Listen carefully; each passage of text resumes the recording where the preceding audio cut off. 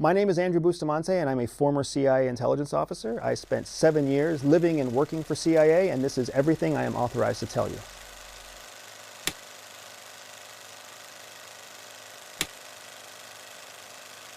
CIA is always asking itself the question, is it worth killing foreign lives to protect American lives? And the answer is always yes. There's two types of killings that we really have to talk about here. There's intimate killing, and then there's non-intimate killing. And when I say intimate killing, I mean you look in the eyes of the person whose life you're taking.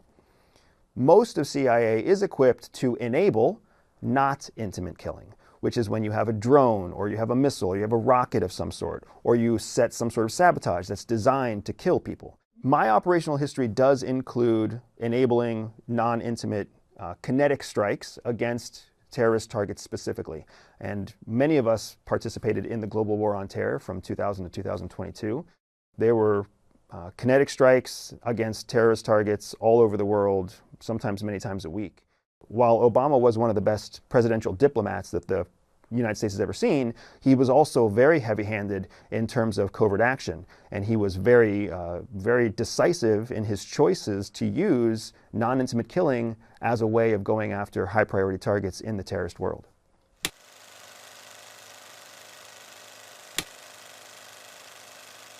I have become almost harshly, ruthlessly pragmatic about the fact that I want America to remain the only superpower in the world, because as soon as our superpower status slips and someone else rises to meet our challenge, we all become that much less safe and secure. The CIA, as a bureaucracy, evolves very slowly, but its mission stays crystal clear. It is there to ensure American primacy through national security and the stealing of foreign secrets. When you consider the intelligence community as a whole, there are many pieces, many players, many different agencies that are included. I think it's currently at 36 or 37 different members of the intelligence community, of which CIA is only one member, along with DIA and NSA and NRO, DOD, the Army, the Air Force, the Navy. What CIA is charged with, however, is being the hub, the central intelligence agency, meaning all the other intelligence collection activities must funnel through CIA to be created, to be transformed into what we call a final product, a final analytical or final intelligence product that is then sent to the executive in the president's daily brief. In order to understand what CIA is today, you have to recognize that 9/11 was a massive turning point in how CIA operates. The pre-9/11 CIA is very different than the CIA post-9/11. 9/11 was a massive intelligence failure, the largest in American history. But following the 9/11 Commission, findings about CIA and the requirement for CIA to have heavy oversight completely transformed the nature of the spy business for not just Central Intelligence, but for all of the intelligence partners in the IC. What I understand of the pre-9/11 CIA, it was the Wild West. CIA was a giant experimental laboratory first, and an organization of accountability second. Since 2001, they have become an organization of accountability first, and they are much, much less experimental. Anything that your adversary was doing was fair game for you to experiment with. And it's not hard to understand why, because if your adversary finds an unfair advantage using human trafficking or drug smuggling, and that puts your national security at risk, then you have lost that game. You have lost that chess match.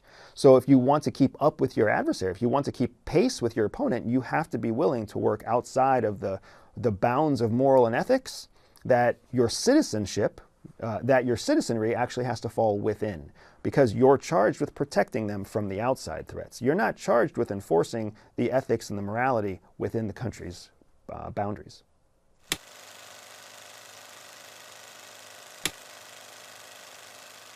Espionage is illegal everywhere. However, when you swear an oath as a covert intelligence officer in support of an intelligence agency, you actually fall under a very strict carve-out in American law that makes it so that you can commit espionage against foreign targets in support of national security when it is ordered by an authorized person. It is illegal for a CIA officer to pursue an American citizen without disclosing their affiliation to CIA.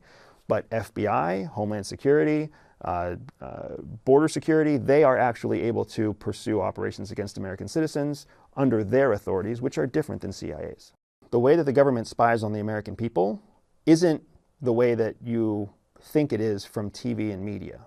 The government doesn't have to dedicate really almost any resources to spying on American citizens, because American citizens basically give up all of their raw data to corporations.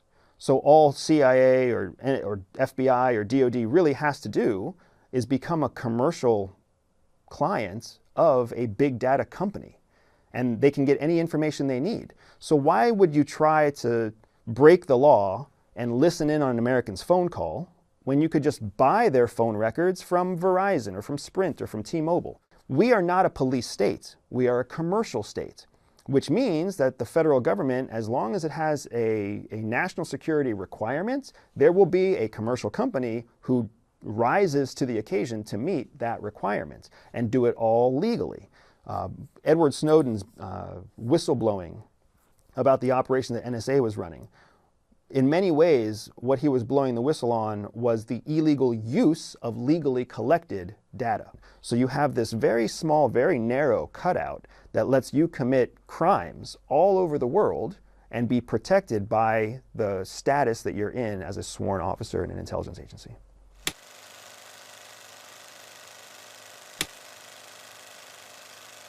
My path to CIA was not traditional, but it was fairly common still. I was actually trying to get into the Peace Corps, believe it or not. I was leaving the military. I was a nuclear missile officer, wore a key around my neck that would destroy the world. And after doing that for 2 years, living underground, I wanted to do the exact opposite. Imagine the last time you had a bad breakup with a girlfriend or a boyfriend. You leave the one relationship, and what do you look for? Something that is the complete and polar opposite. But in the process of that online application, a red screen popped up that said you may be qualified for other opportunities in the federal government. Will you put your application on hold for 72 hours while a recruiter reaches out to you? Because of what the Peace Corps is looking for. It's looking for people with a high risk tolerance. It's looking for people that are embracing discomfort. It's looking for people who are essentially open to the idea of trying to do the impossible, trying to make some broken part of the world whole again. And that type of person is also well suited for undercover intelligence work, because all the odds are against you, you have to embrace discomfort, and the risks are massive. So it's, when you look at the two side by side, you can really see that the people who give up their lives in pursuit of an ideology are really quite the same, even though their ideology might be different. Once you work for the Peace Corps, you are forever banned from working in intelligence. And once you've worked in intelligence, you are forever banned from working in Peace Corps. It's something that the federal government does to make sure that our Peace Corps representatives, our true Peace Corps reps, are never accused of espionage overseas. So like any 27-year-old male who's single, I was always looking for the next best things. 24 hours later, I got a phone call from a 703 unlisted number, and that started my whole application process for CIA.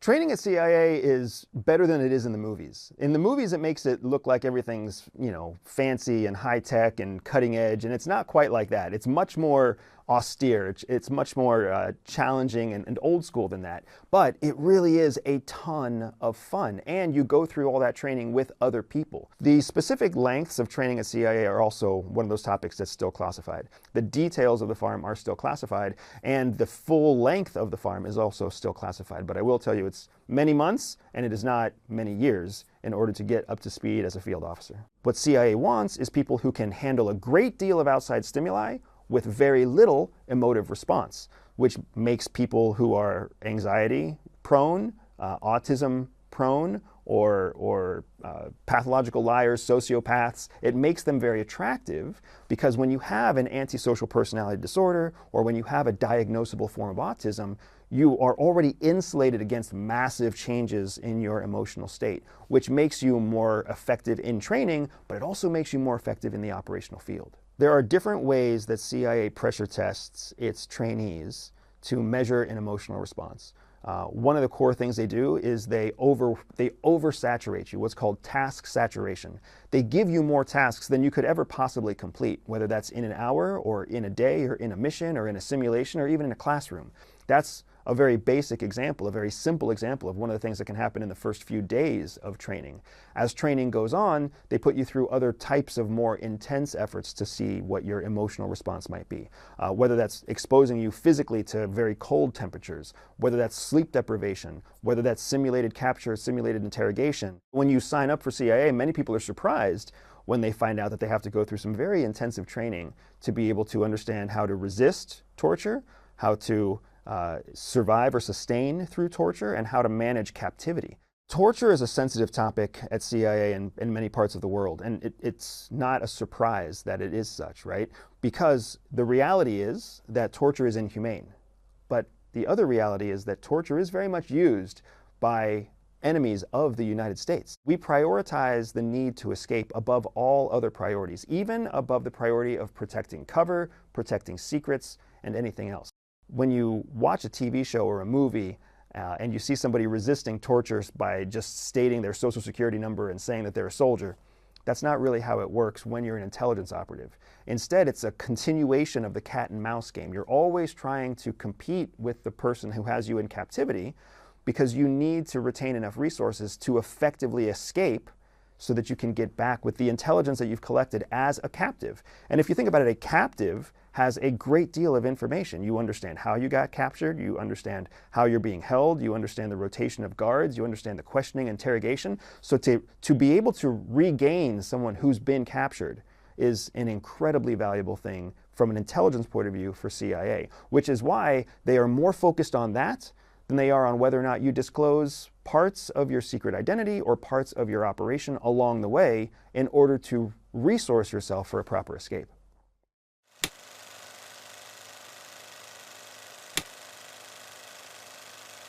Lying is a fundamental skill when you are a field officer, but it is very much a learned skill. In the process of being recruited to CIA, you go through many different psychological batteries, personal interviews, actual tests, interviews where you talk to psychologists, you talk to seasoned officers, and throughout that time what they're really doing is assessing your natural ability to lie and your natural ability to fabricate according to a specific storyline that they give you, which is a whole different level of lying. They're just going to sharpen that sword, refine that ability further. I always wondered if there was something wrong with how much I enjoyed lying until I met some of my peers at CIA. There's one person who became a close friend of mine at CIA. He's still undercover. He's in a very deep cover capacity. Fantastic guy, fantastic friend. He was such an effective liar, he could have been fabricating the entire thing. He could have convinced me that he was a good friend, when in fact he wasn't, because he was, by all accounts, a pathological liar. He was somebody who lied simply because he got a dopamine rush, a personal satisfaction from lying to anyone and everyone around him. This individual who became someone I really do count on as a friend, it's unsettling even now to think that it could have all been fabricated. I could have been just one of his exercises in his pathology for lying. When you've spent enough time inside CIA, you start to see how everybody is using you. It's there to manipulate people. Somehow when you're coming on board, when you're going through the recruitment process and the training process and you're a young officer, you believe that they're there to support you. You believe that you are outside of the manipulation. But then as you get more seasoned, as you continue on in the years, you start to see that the promotion process inside, the personal development and professional development process inside, the way that some missions are given to some people and other missions are not, it's all just an example, a microcosm of the larger organization's way of executing operations. And you start to see that the senior levels of CIA are manipulating the lower levels of CIA because that is the school of thought that we were all trained in.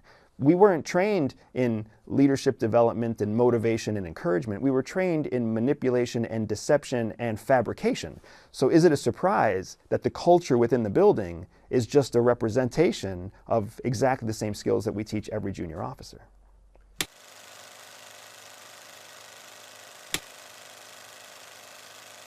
CIA has a concept called the 3 lives, and it talks about the 3 different types of lives that all people live. There's our public life, our private life, and our secret life.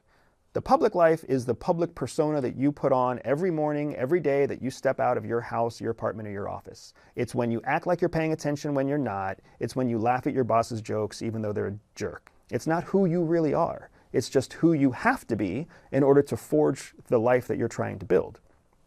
Behind that public life is a private life.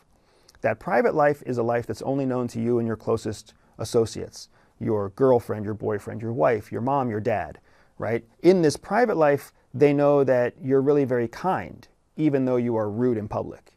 They know that you are sensitive and creative, even though you seem aloof in public. What most people think is that a relationship, a true meaningful relationship, happens in your private life. What CIA knows is that there's a third life altogether. That third life is your secret life. In your secret life, that's the place where you keep your deepest, darkest secrets. And in order for it to be a dark secret, it usually has a very dark element to it. It's where you put your shame. It's where you put your guilt. It's where you put the questions that you can't stop asking before you fall asleep at night, but you don't want to burden anyone else with. All of that is what happens in your secret life. And the cognitive reality is that everybody has a secret life. Think about that. When you let someone into that life, that is when you build a true forged relationship. Lifetime trust, lifetime equality. Because in your entire life, you're only going to let maybe a half dozen people into your secret life. And once someone is in your secret life, they never leave. That's the power of the secret life. CIA teaches a system for how you break through a target's public life into their private life, and from their private life into their secret life. They teach us that system because in order to make a true reporting asset, someone who was a patriot for their country, who is now a traitor against their country, the only way to win a person's loyalty to that extreme is to get into their secret life and convert them from being loyal to their country to being loyal to you. The Human Intelligence Asset Recruitment Process. It's a process that's acronymed SADRAT, S-A-D-R-A-T. And that process is a very well-documented process cognitively, clinically, and then also in the intelligence sector, military intelligence, FBI, CIA. SADRAT stands for Spot, Assess, Develop, Recruit, Handle, and Terminate. Yes, handle starts with an H, but the acronym uses the letter A. That is because it is still a federal government acronym. So that's just how the federal government spells things sometimes. But this process of SADRAT is exactly how you take an asset from stranger, S, all the way through to secret life controlled target, which is when you are handling them. And then it even includes a step where you distance yourself from that person that you control because it's either in your best interest to get away from them or it's in their best interest to get away from you. And that's where the T in terminate comes from. But the whole SADRAT model is one of those nested processes that helps to dictate how you control or develop an important relationship intentionally.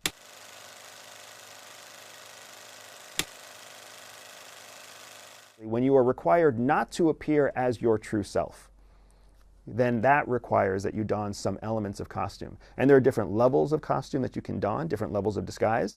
The department that oversees disguise is called a costume department. Some are very temporary, some are quite permanent, some involve body changes, gaining weight, losing weight, having tattoos erased, having tattoos added. Some involve just throwaway things, fake wigs, fake mustaches, sunglasses, anything you can imagine. But the real objective operationally is just to make sure that you do not appear as your true self within a specific distance. So someone from 40 feet away has to do very little to not appear as themselves. Somebody from 4 feet away has to don quite a lot of costume in order to not look like themselves. The costume department at CIA is it's a room. It's a large room, and it's very much like walking kind of behind set on any TV set. You go in, the people who are working there are highly creative people. They smile, they're high energy. They're not your typical expected closed-door CIA officer. Imagine, flamboyant homosexuals, people of all ages and colors, lots of women, lots of bright colors, lots of creative things just hanging on the wall. Because these people are charged with not only creating a costume that changes your identity, but a costume that has functional practicality as a spy. So not just a jacket that you would never wear, but a jacket that you would never wear that also has hidden pockets, right? And also happens to have a bulletproof vest, and also has a way of being taken off and turned inside out. Like, these are the kind of incredibly creative people that exist, not on the top floor at Langley, but in the basements of Langley.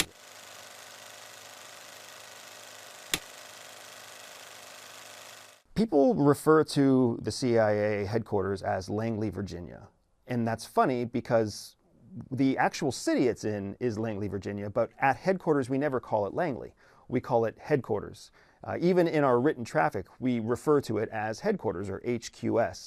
It's technically two buildings, what we call an old headquarters building and a new headquarters building. And that's the only overt, non-classified building that I'm able to disclose. There are several buildings that belong to CIA that house CIA officers, but they're all still covert in nature, and their locations are not something that I can disclose. We really are a self-contained unit, almost like a terrarium, where we don't need any support from outside. We can do everything within the confines of CIA, which is exactly how CIA wants to operate, because they have to be so heavily compartmentalized. CIA is a massive city on its own. It's got its own food, its own water sources, it's got its own industry inside. The land that headquarters is on is a large lot of land with a massive parking lot that wraps around it. In fact, it's the parking lot that most people complain about, because it's a huge parking lot, and for you just to get to your office, it's often a 15 or 20-minute walk through this winding, massive parking lot just to get to your office. The size of the parking lot and the way that it's laid out is very much based on security. They don't want cars to get within a certain distance just in case one of the cars or a CIA asset is compromised. Unfortunately, it's not a totally rare occurrence for a CIA officer to be compromised to some sort of adversary or enemy. So they keep cars a certain distance from building walls in case there's a car bomb.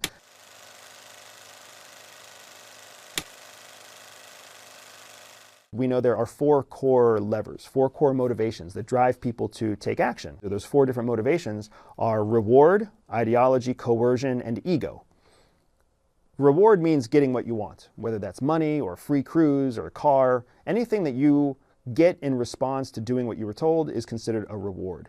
Ideology is a motivator that comes from within. So whether you're Christian or Jewish, whether you're African American and you were raised to remember, your African roots, or whether you're Latin American and you were raised to remember your Latin roots, all those things fall under the idea of ideology, something that drives you from within. Ego is whatever makes you the person you want the public to see, right? So people often mistake ego with egotism or egotistical, which means that you have an inflated sense of yourself. But in fact, Mother Teresa had an ego. Gandhi had an ego, right? These are people who wanted to represent something publicly, so they made decisions and took actions in the same vein as the public image they wanted to present. Coercion is the weakest. It's the least predictable. And coercion is when you try to force someone to do what you want them to do by using shame or guilt or some other form of overt manipulation. It's much easier and more reliable to get people to take action based on the other 3, reward, ideology, or ego.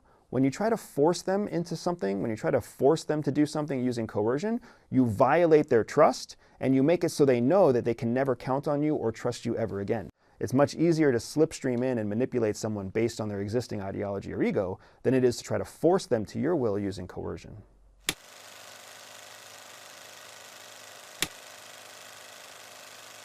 Sexpionage is a term that has become popular because it refers to the act of sex in operations. And that can be, it is often categorized as straight heterosexual sex, female operatives seducing male targets, but it can also be homosexual operations. It can also be group sex operations. It can be any kind of kinky operation that you think of. In real life, sexpionage is a thing and sexpionage works. What's important to understand is that sex in operations is not something that the CIA encourages or condones for its own officers. And the reason is because each CIA officer is an American citizen first, which means they are entitled to all the rights, privileges, and protections of any American citizen. So just like you can't force someone into a sexual act against their will, you can't order someone to execute a sexual act against their will. So CIA very much prides itself on professionalizing all of its officers to keep sex completely separate from operations. That said, foreign countries have learned that American culture and American ideology is one that is oftentimes repressed or intimidated by the concept of sex.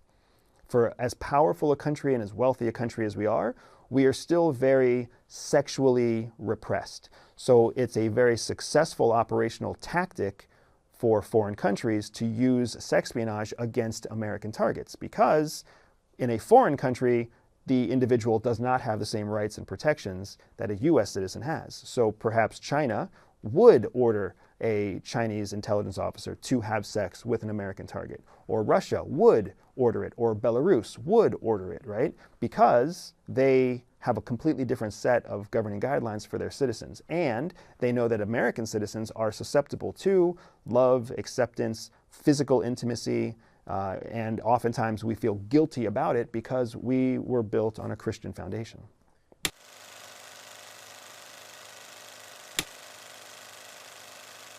The simple fact is that the future outlook for any first world country, and the United States included, is dark. It's bleak. It's difficult. In my assessment, World War III has already started. World War III has been going on for almost a full decade now.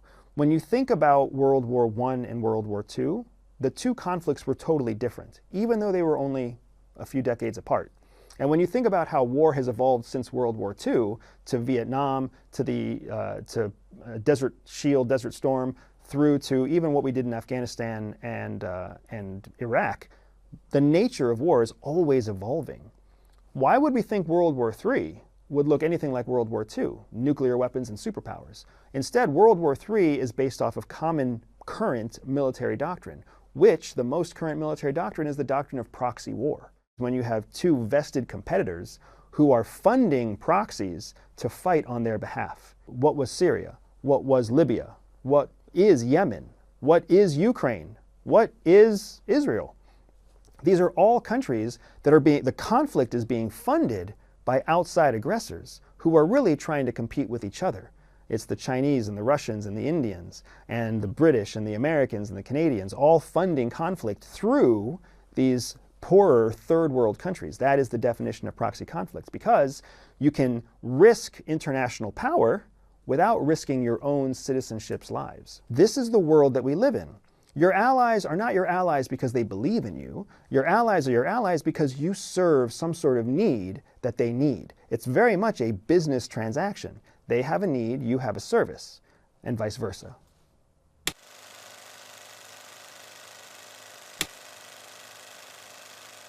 I left CIA in 2014 for family reasons. And when I say family reasons, I don't mean something went wrong with my family. I meant I had a family, and I could quickly see that the life CIA wanted for me was not the life that I wanted for my family. My wife, who's also a CIA officer, she and I met at CIA. We met and lived and worked undercover. We had our first child in 2013, and by the time that child was 1 year old, we quickly saw that we were consistently choosing work ahead of parenthood.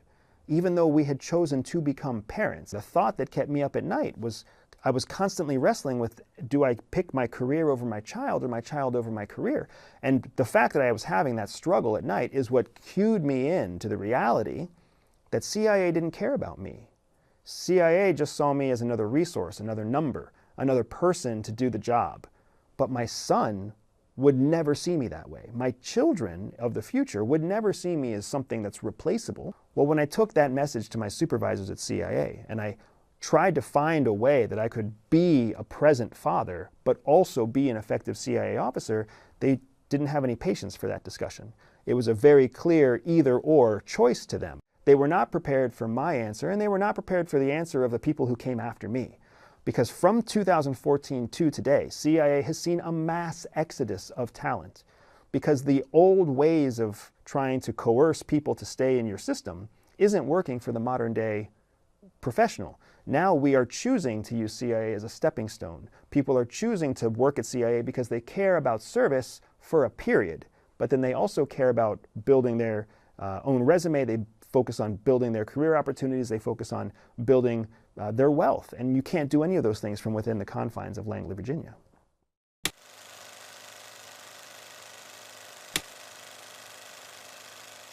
When I first left CIA in 2014, I went into about a 6-month period of time where I was unemployed. And a part of my unemployment was because leaving CIA, you still remain in a cover status, which means that you are still technically unable to disclose your CIA affiliation. However, all of the protections that you had, where the phone numbers to call and references that would say that you worked for them, those references and those protections are gone. There are even scenarios where both the husband and the wife are undercover and married, where the children don't know. And a big part of that is because in that secrecy agreement that you sign, there's also a disclosure where you have to say that you will ask permission from CIA before you disclose your true affiliation to your own children. And that way, you don't tell your 6-year-old that you're a CIA officer and then have them go brag to all their friends. Instead, you're now legally culpable for keeping the secret from your own family. My resume had references and previous work experience that never answered the phone and never responded to emails. So I couldn't even put together a decent resume to get a job. After 6 months of going from a successful CIA officer to an unemployed loser dad with your wife and your kids living in your in-laws' garage, it was a humbling experience. After leaving CIA, I discovered how much the CIA training and the skill sets that they had given me translated into everyday life. Business life, career life, relationships, family, social life. Because what CIA really teaches at its core is psychological frameworks, psychological mental models and systems of thinking that give you an edge, an unfair advantage over your opponent. Well, in normal everyday society, where nobody else has learned these psychological frameworks or processes, if you know them and other people don't, you have an unfair advantage in every element of life. And once I made that connection myself by using my CIA skills to get promoted in a corporate job, using my CIA skills to rapidly grow a new business, using my CIA skills to find and acquire partners and financiers to grow my business. What CIA is most concerned about is the disclosing of its operational secrets, not the secrets that it uses to optimize its own officers.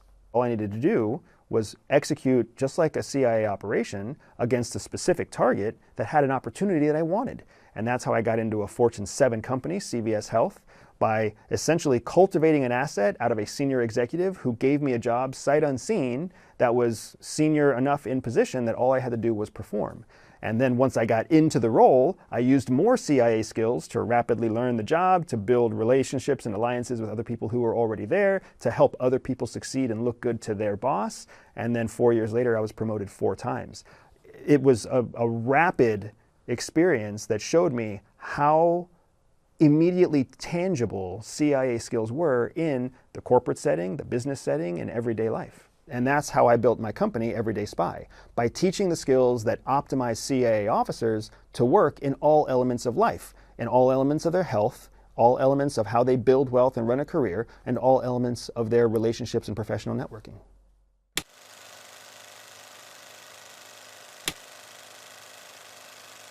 Bleak is still honest, man.